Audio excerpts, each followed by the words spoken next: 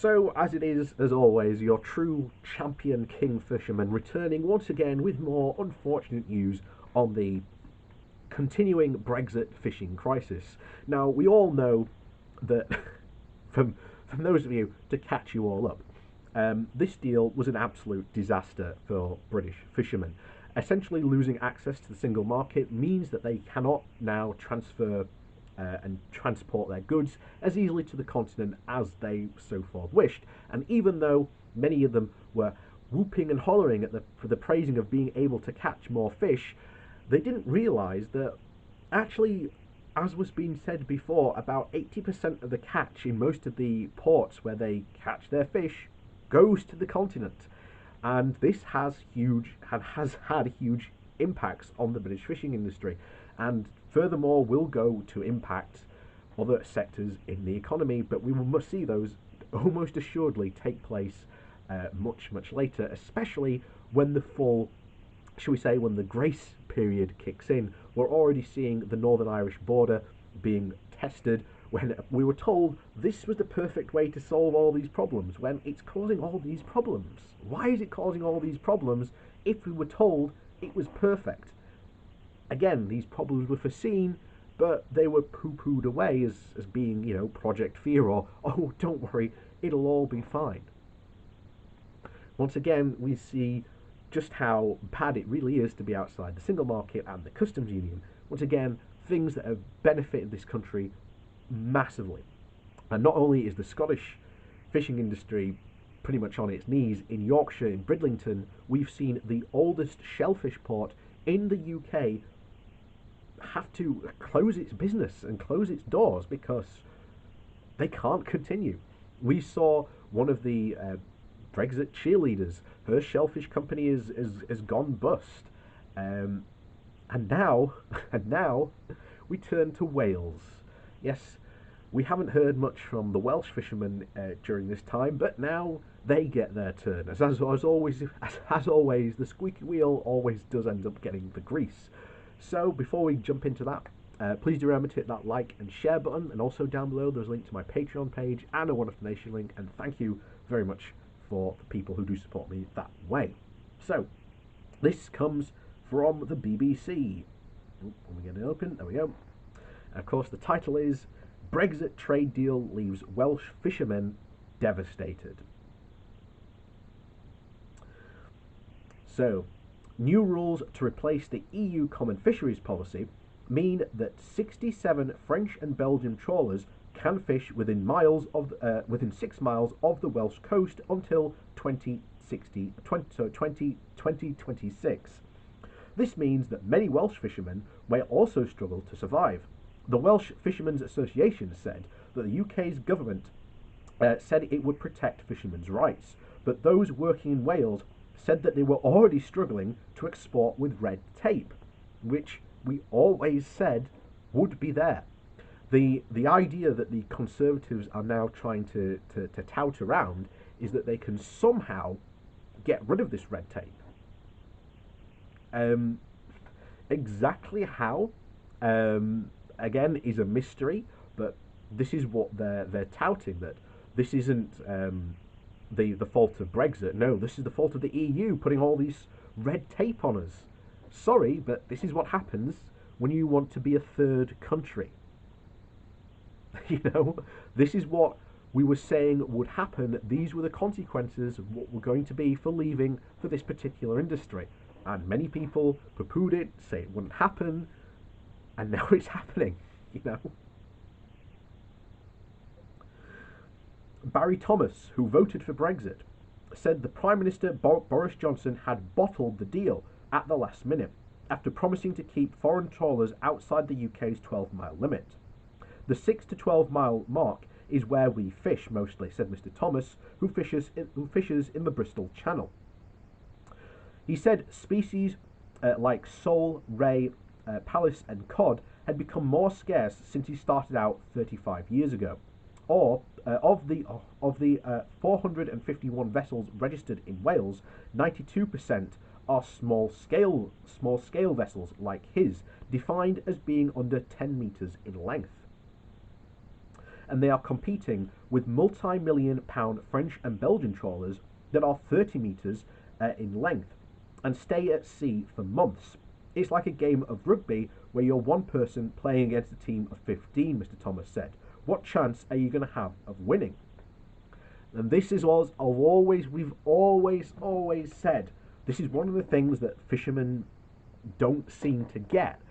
There has been an industrialization happen in the fishing sector, and a lot of these small fishermen who are complaining about this is, as we've said, the best way to describe it is imagine if you were a farmer who uses a horse and plough, and you are now complaining against the farmer who uses a modern tractor. That's literally what we're looking at. You know, fishermen on the continent have been able to, and have upgraded their boats and their fleets. British fishermen haven't, and have essentially been stuck in the past. This is what happens. You know, ironically, you were so protected under the common fisheries policy, and I really do wonder when fishermen are going to realise that actually they had all this protection and all these things that they had under the common fisheries policy, and now that's gone, because the UK by itself is not going to sacrifice larger industries for an industry that is worth less than 1% of the UK industry.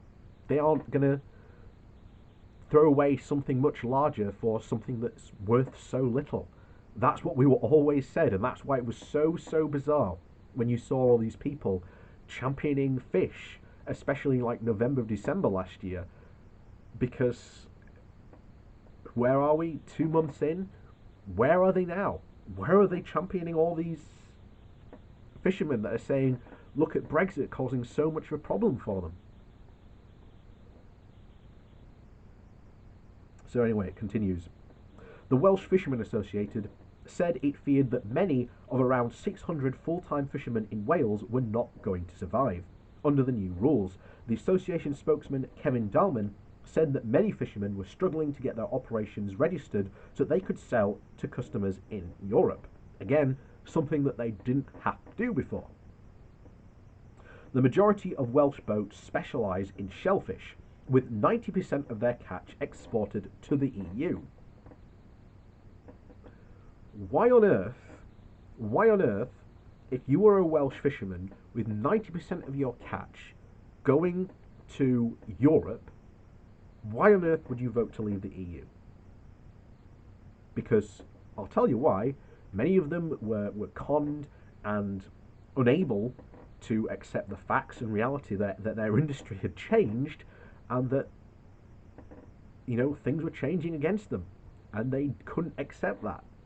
And they saw people like Nigel Farage complaining against the common fisheries policy, and saw, yes, that's not what's, you know, it's not modernisation, it's not the fact that most people in the UK don't eat fish compared to Europe. You know, many other problems that affect the fishing industry. It's not that the government won't support the fishing industry either, you know.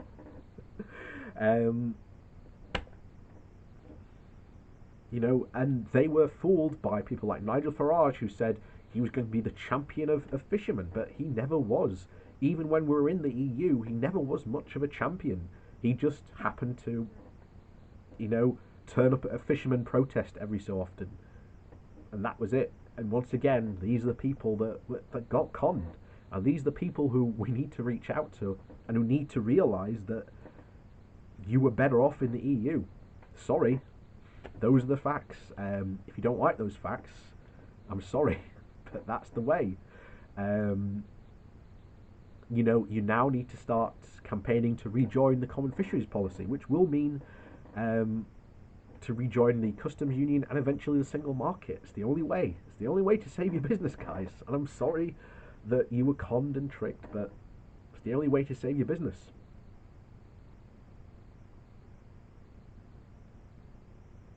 So, Mr. Dalman said that Brexit red tape also encouraged foreign vessels to land fish caught in Wales, in Welsh waters, back in Europe instead of Welsh ports, like in Meanford Haven in Pembrokeshire and Swansea. Of course they're going to. You know, of course. They don't want to deal with the red tape as much as you don't want to deal with it. So why are they going to deal with it? But Welsh fishermen are most concerned about the future of the fish stocks under the licensing rules for foreign vessels. Don't really, again, this is what I knew. They were going to turn to this argument sooner or later of foreign boats, quote, overfishing British waters.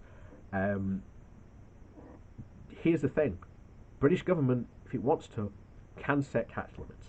It has the ability to do that now.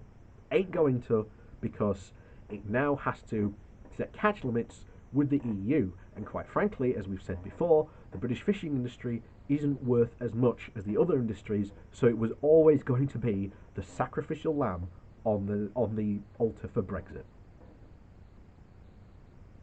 So anyway, it continues. Mr. Dalman said the UK government took a zonal approach so that any EU trawler with any history of fishing in a 6 to 12 mile limit anywhere from the Kent coast right through to around Pembrokeshire gets access to all these areas. When Welsh waters were regulated by the EU Common Fisheries Policy, there were only 10 French and Belgian trawlers that were regularly fishing within 6 miles of the Welsh coast. Now, 76 French and Belgian trawlers, many of which have a history of fishing in the English Channel, have also been added to the list of vessels with explicit rights to fish within the 6 to 12 mile zone of Wales. Why? Because you can't export your fish to Europe, so someone's going to catch it. And it ain't you, because you can't deal with all that extra red tape. You know? We said this would happen. We said this would happen, and you didn't listen. So Welsh fishermen fear that many of those boats may start to target fish hotspots off Gower and Tenby, where many species gather in the spring as they migrate up to the Bristol Channel, making them easy to catch in large numbers. We were catching the scraps of fish that made it through those 10 boats, Mr. Dalman said, with about 76 potential pursuing the fish stocks, while we have nothing left here. And all the little ports that rely on the fishing vessels are going potentially out of business if this is allowed to carries on. Sorry, but it's what we said was going to happen. So, the Welsh government said the UK government promised fishermen a sea of opportunities, but has delivered absolutely nothing. Again, what we were saying all along. Environmental Minister Lucy Griffiths said that she reluctantly signed off on the new licences for European trawlers. Those trawlers could always come into our waters because they didn't. The UK government is saying, well, you know, we don't expect them to come in, she said.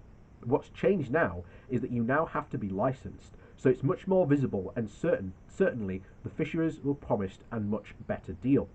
Mr. Dalman said that from about 83 tonnes of fish and shellfish are harvested each year from the Welsh waters, with only between 6,000 and 7,000 tonnes are captured by the Welsh industry. We've given away our natural resources once again, and so the people of Wales are asking how the people have benefited of Wales, he asks. The Welsh Secretary, Simon Hart, was not available for comment. The UK government said the deal will deliver a 15% increase in the fish quota in the first year before annual negotiations.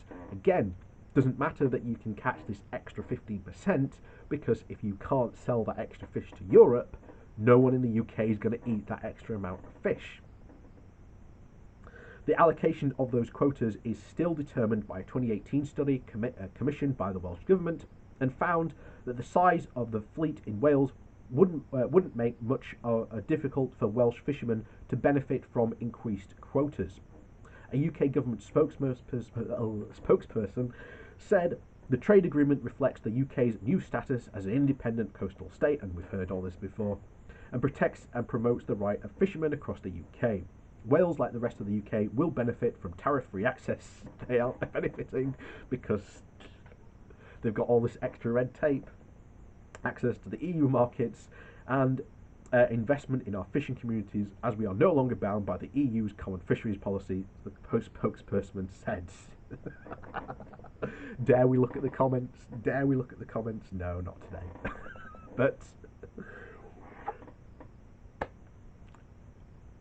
what have we been saying since well before all this time? You know, whenever we see these stories now, it's the same ending. We told you all the potential problems. The UK fishermen seem to be absolutely oblivious to accepting the reality of much of the problems that are affecting their industry, many of which, again, were not caused by the EU. One of them was, again, in particular, lack of investment by the UK government. Again, many industries have been feeling that effect for many, many years. So they aren't alone in that feeling, shall we say, left out. Um, you know, this was always going to bound to happen. And if fishermen somehow think the government's going to go back and renegotiate on their behalf and somehow improve their deal, not without accepting going back into the common fisheries policy. Again, the thing that they hate so much, but was the thing that was helping them so much. Again, biting the hand that was giving them so much help. But as always, you know, there you go. That's Brexit. Unfortunate, self-fulfilling prophecy. You know, they said we were doomsayers, but the doom has come on you now, and well, there's very little for us left to say really at this point, other than to read this, you know, to reap what you have sown. And so, as always, please do remember to hit that like and share button on your way out. And of course, down below there's a link to my Patreon page and a one-off donation link. And thank you very much to the people who do support my channel that way. Your support has been very, very much appreciated, especially for the last couple of months or so. Thank you very much to the people that have supported this channel in that way. Thank you so much. And as always, see you all next time.